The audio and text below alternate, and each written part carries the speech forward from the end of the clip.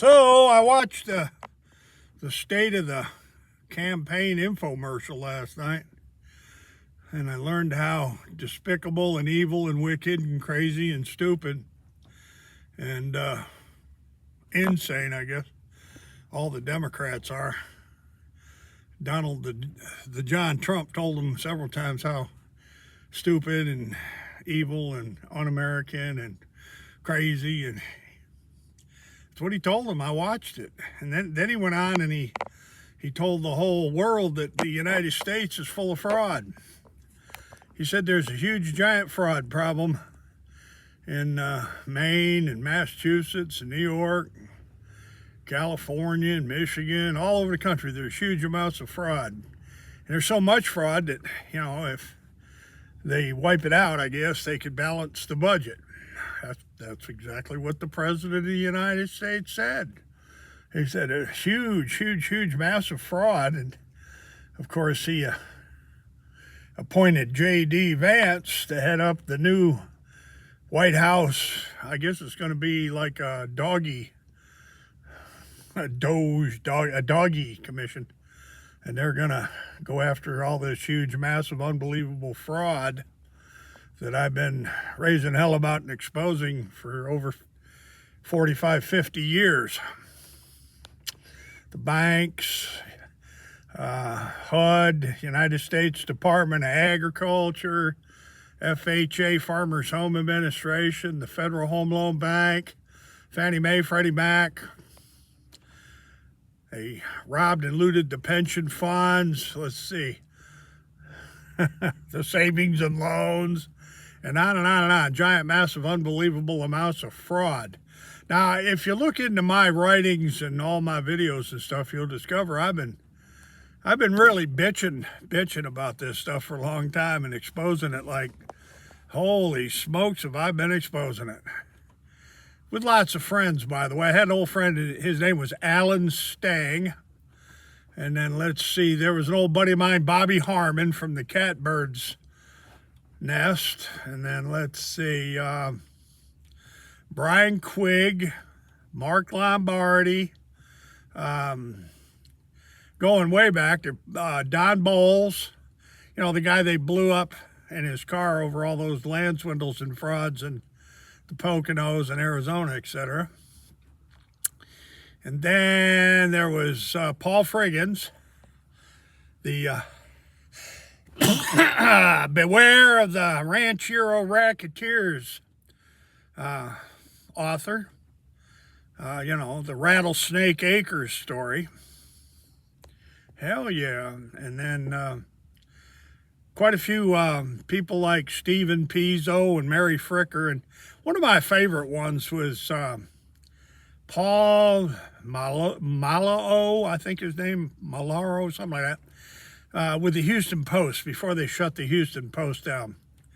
The Houston Post got shut down after they started publishing that stuff about how all the fraud and the real estate swindle and the bank and the S&L looting was financing Iran-Contra and Charlie Wilson's war and all those secret enterprises of Secord and North. I wouldn't make this up now, folks. And J.D. Vance, man, he got anointed and appointed to head up this giant anti-fraud undertaking. And boy, old Pam Bondi was sitting in the front row there just smiling from ear to ear. And Donald the John Trump told the whole freaking world that all this fraud is as real gets. So to my old pals out there with the new untouchables and the con, I guess I told you so, didn't I? June Carbone, Paul Petier, Eric Vaughn, Professor William K. Black, Mark Law, and Patrick Lovell. And then there's that attorney with the little goatee thing. I can't ever remember his name. I'll download it. He's with that new Untouchables, the con. They talk about all the massive fraud and corruption and lying and cheating and stealing that and friends. And it wasn't just, I didn't figure it all out by myself.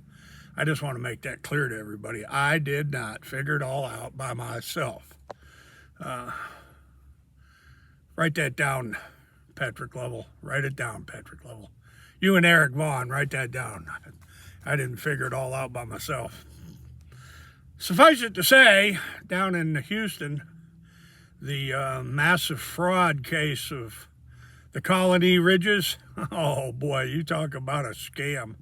They're going to let the swindlers keep all the money and spend it on their own development swindle. They get to keep all the money they stole from the people they baited and lured and defrauded.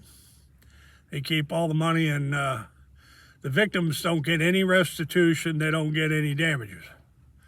They called it a non-penalty settlement. Non-penalty settlement, whatever the hell that is.